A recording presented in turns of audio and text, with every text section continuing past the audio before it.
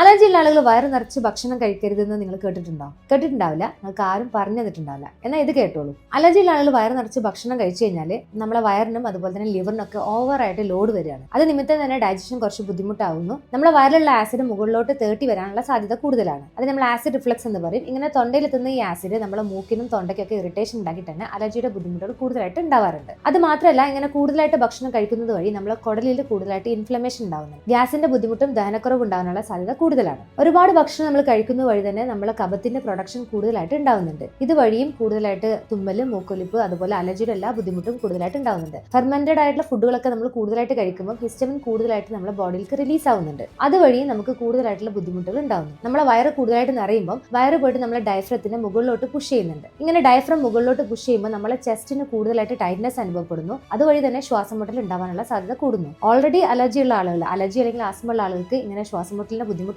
വയറ് കൂടുതലായിട്ട് നിറയുമ്പോൾ ഈ ബുദ്ധിമുട്ട് കൂടുതലാവുകയാണ് ചെയ്യുന്നത്. ഇത്തരം കാര്യങ്ങളൊക്കെ ശ്രദ്ധിക്കേണ്ടത് അത്യാവശ്യമാണ്. നമ്മൾ ഒരുപാട് ഭക്ഷണം കഴിക്കുമ്പോൾ കൂടുതലായിട്ടുള്ള ബ്ലഡ് സർക്കുലേഷൻ നമ്മളെ വയറിലേക്കാണ് വരുന്നത്. അതുവഴി തന്നെ ബ്രെയിനിലേക്കൊക്കെയുള്ള ഓക്സിജൻ കുറയുന്നത് വഴി നല്ല ക്ഷീണം അനുഭവപ്പെടാനും സാധ്യത കൂടുതലാണ്. അപ്പോൾ അലർജിയുടെ കൂടെ തന്നെ വളരെയധികം ബുദ്ധിമുട്ടായിട്ടുള്ള ഒരു സാഹചര്യമാണ് ഉണ്ടാവുക. അപ്പോൾ നിങ്ങൾ ശ്രദ്ധിക്കേണ്ട ഒരു കാര്യം, നിങ്ങൾ ഭക്ഷണം കഴിക്കുമ്പോൾ ഭക്ഷണം അറ്റ് എ ടൈം ഒരുപാട് ക്വാണ്ടിറ്റി കഴിക്കാതെ ചെറിയ ചെറിയ ഇന്റർവെല്ലിൽ കഴിക്കാൻ ശ്രമിക്കുക. കഴിച്ചു കഴിഞ്ഞ ഉടനെ ഒരു കാരണവശാലും കിടക്കരുത്. നല്ല സ്ട്രെയിറ്റ് ആയിട്ട് ഇരിക്കാൻ ശ്രമിക്കുക. ഭക്ഷണം കഴിച്ചു കഴിഞ്ഞതിന് ശേഷം ഒരു അരമണിക്കൂർ കഴിഞ്ഞതിന് ശേഷം ചൂടുള്ള വെള്ളം കുടിക്കുന്നതൊക്കെ വളരെ എഫക്റ്റീവാണ്. പിന്നെ ഭക്ഷണത്തിൽ കൂടുതലായിട്ട് ഇഞ്ചി, വെളുത്തുള്ളി, അതുപോലെ തന്നെ ബീട്രൂട്ട്, ഇലക്കറികളൊക്കെ കൂടുതലായിട്ട് ഉൾപ്പെടുത്തുക. ഇത്തരം കാര്യങ്ങളൊക്കെ ശ്രദ്ധിക്കുന്നത് വഴി തന്നെ നമുക്ക് ഈ ഒരു ബുദ്ധിമുട്ട് നല്ല രീതിയിൽ കൺട്രോൾ ചെയ്യാൻ പറ്റുന്നതാണ്. അപ്പോൾ ഇനി മുതൽ ഭക്ഷണം ഒരുപാട് കഴിക്കരുത്. അലർജിയുള്ള ആളുകൾ തീർച്ചയായിട്ടും ഇത്തരം കാര്യങ്ങളൊക്കെ ശ്രദ്ധിച്ചിട്ട് മാത്രം ഫുഡ് കഴിക്കുക. ഒരു 80% നിങ്ങൾ വയറ് ഫുള്ളാകുമ്പോൾ തന്നെ നിങ്ങൾ സ്റ്റോപ്പ് ചെയ്യേണ്ടത് അത്യാവശ്യമാണ്. ഈ ഇൻഫർമേഷൻ നിങ്ങൾ ബാക്കിയുള്ളവർക്കും മാക്സിമം ഷെയർ ചെയ്യും.